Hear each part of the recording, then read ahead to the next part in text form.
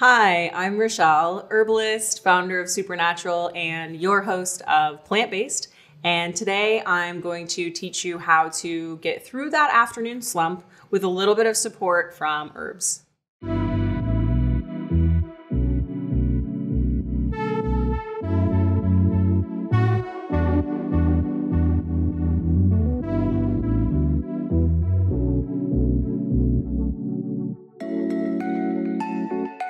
As we're re-entering the world and maybe going back to offices or splitting time, home and office, we're becoming aware again, it seems, of that afternoon period of time where we may run out of energy, need a battery recharge. We all want to get from lunch to dinner, from midday to evening with more energy, feeling clear and bright and great, instead of sleepy or foggy or tired. For support with the midday slump, there are a lot of different herbal options. My favorite are nootropics. Nootropics are substances that could be herbs, supplements, or otherwise that are brain boosters. They help increase the performance and improve the health of our brains. I also like herbs that are energizing without being caffeinated. So that exists too. We can get energy without having caffeine. If we're not peaking and crashing with these constant kind of injections of caffeine throughout the day, we're more balanced, which ultimately results in better energy. So I really like to use nootropics or naturally energizing herbs to help break that afternoon caffeine habit, or even just make us feel like we don't have to have caffeine all the time. We can take breaks when we want. The greatest part about it is that all of these herbs are phenomenal for brain health. So again, it's a win-win.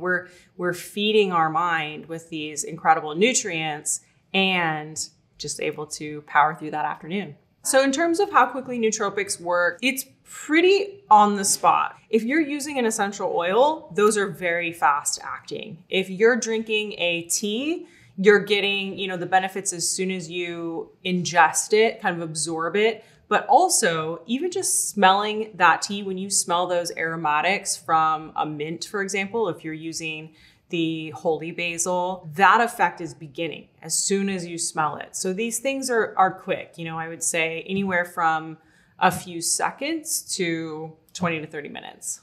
And there's a cumulative benefit because the more often you use these plants to help support your brain health, the better able you are to do it on your own. There are many nootropics, but some of my favorites are Gingko. This plant helps to increase cerebral circulation. When we're increasing cerebral circulation, a lot of great things are happening. Memory, focus and concentration, and again, that brain health overall. What's important to know about Gingko, which we have here, the chopped up leaf, is that its active compounds are not water soluble.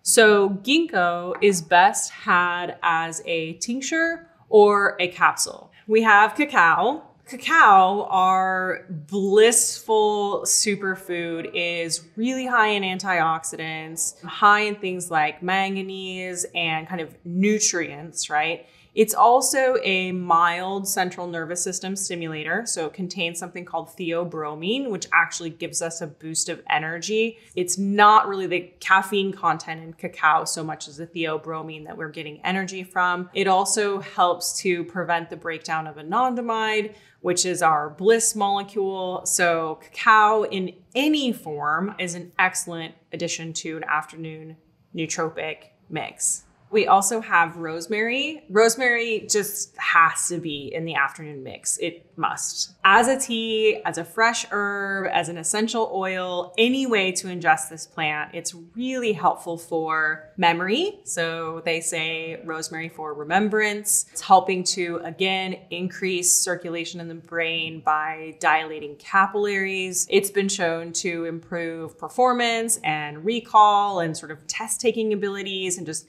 again, overall cognitive performance. Plenty of other benefits, but in terms of herbs for the brain, Rosemary is a must. Next is holy basil, another member of the mint family. It's such a medicinal family of plants. It's very easy to grow, actually, and it's a nootropic, and it's almost an adaptogen. So we call it a possible or probable adaptogen. And it's very similar to ashwagandha in how it affects us. Calming, balancing, high in volatile oils. It clears the air. It's kind of this purifying, clarifying experience. Holy basil is a perfect one to drink as a tea, have as a tincture. I'm just like living on holy basil right now. Last but not least for today is Gotu Kola. This is a super cool herb that is anti-inflammatory. It's anxiolytic, which means it helps with anxiety reduction. It's also helping to regulate both hemispheres of the brain. Gotu Kola is used often in Ayurveda for feeding the brain and also for supporting collagen production. Gotu Kola is also used for the immune system, which is a nice added benefit. And we actually have it here. It makes a wonderful tea. So we will be using Gotu Kola in our tea. I would strongly recommend making a batch of this at the beginning of the week because we are probably too busy in the middle of the day, in the middle of that afternoon slump to go and make this tea. Make it ahead of time and it's as simple as pouring and drinking.